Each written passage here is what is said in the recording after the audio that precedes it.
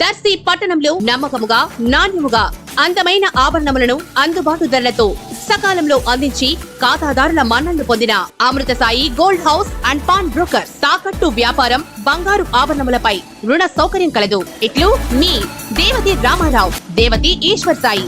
Amrutha Sai gold house and pawn brokers, గడియార స్తంభం వద్ద, కురిచేడు రోడ్, దర్శి.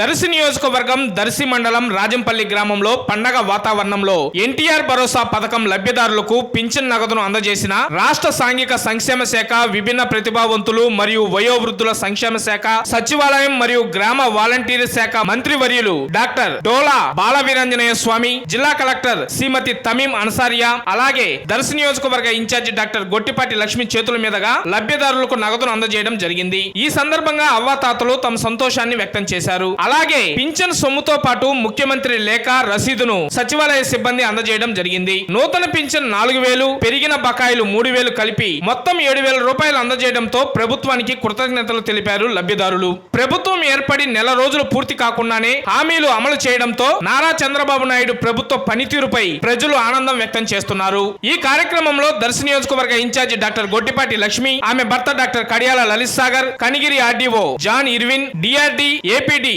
శ్రీమతి వసుంధర, దర్శి నియోజకవర్గ మాజీ శాసనసభ్యులు నారపశెట్టి పాపారావు, పలువురు టీడీపీ, జనసేన, బీజేపీ నాయకులు, కార్యకర్తలు, అభిమానులు తదితరులు పాల్గొన్నారు.